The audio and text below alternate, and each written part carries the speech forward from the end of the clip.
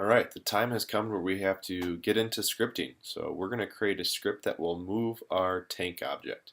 So I know it can be intimidating for some of you, but don't you worry, it's not that bad. And we're going to be using JavaScript. So a lot of you will actually probably already have experience a little bit with JavaScript. It's a pretty easy syntax. So to create our script, we're just going to right click, go to create in our project. And you can see we could also use C# here if we wanted to, but JavaScript seems to be the most common in terms of support online for Unity. So we'll go to JavaScript and we'll name our script move, since that's exactly what it's doing. So you can see we have a new script object in our project, and if we double click that, by default it's going to open up MonoDevelop, which is for Unity. Now you can edit this in any program you want, Notepad++, Dreamweaver, whatever, and you can import that file back into your project folder. But we're just going to use MonoDevelop. It seems to integrate pretty well. So when we start, you'll see two functions already available at default. You have the start function and the update function. The update function is called before each rendering frame. So this is where we'll want to put a lot of our actions. So we can just delete the start function right now. We're not going to use that just yet. So let's create our first variable, and we do that using the keyword var. And then after that, we type space, and then we name our variable. So our first variable name is going to be forward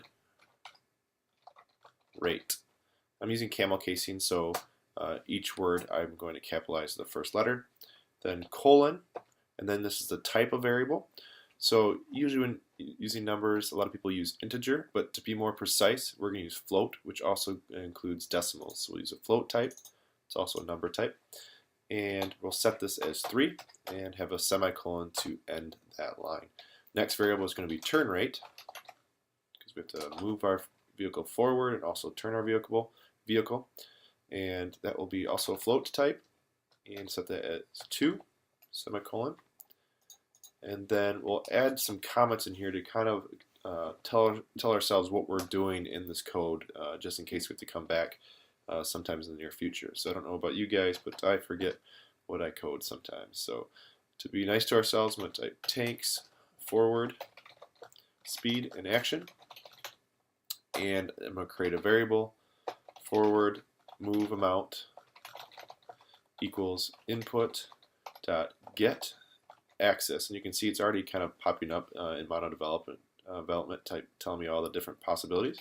So we're going to use the get axis and then put in the parameter vertical. So that is the up arrow key on your keyboard. I'm going to multiply that using the asterisk key and forward rate.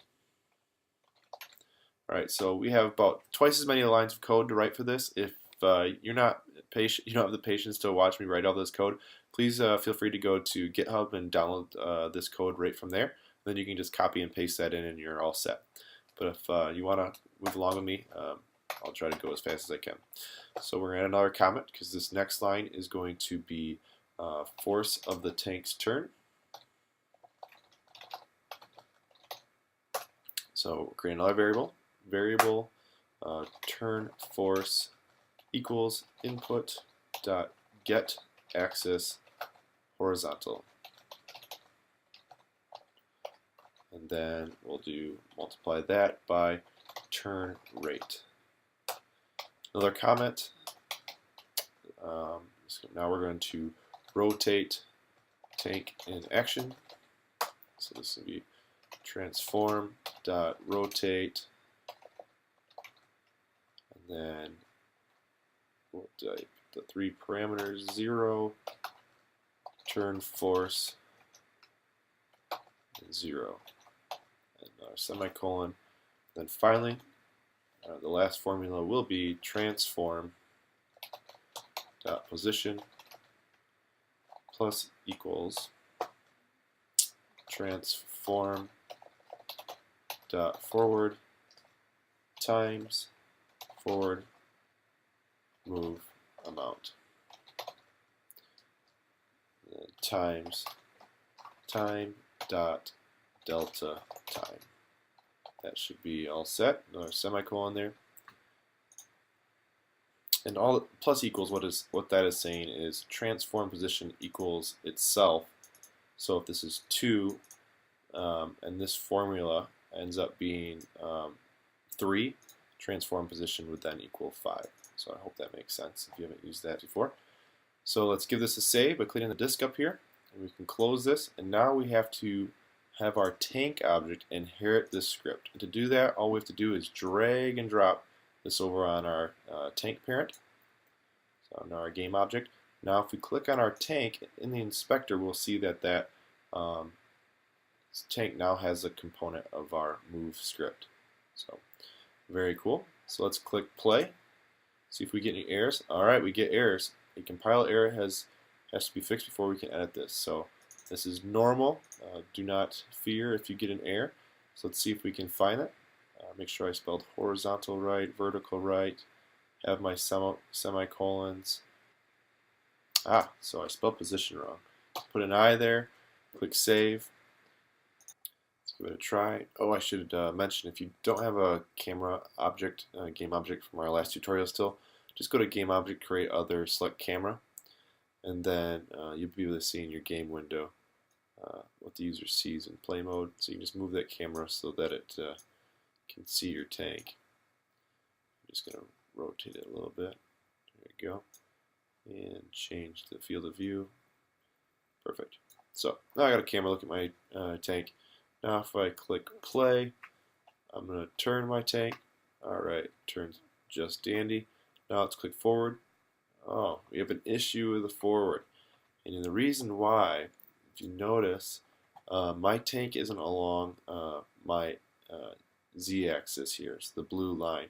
So typically when you have a game object, you want forward to be going along this blue line here. So sometimes you can go back and change that by, click out of play mode real quick, by changing it in here. But that doesn't work for you, and you click play and it's still going sideways like mine. A quick way to fix it is go right into our script, and here in our transform, where you transform the position on the forward action, you can just say transform.right. So I'm going to save that. Now when I play this guy, it will actually go forward and backward. So we can now drive around like so. If you want to give it a look at it from a different angle, just click camera, and let's see, let's just move this guy right up, and we'll give it a rotate.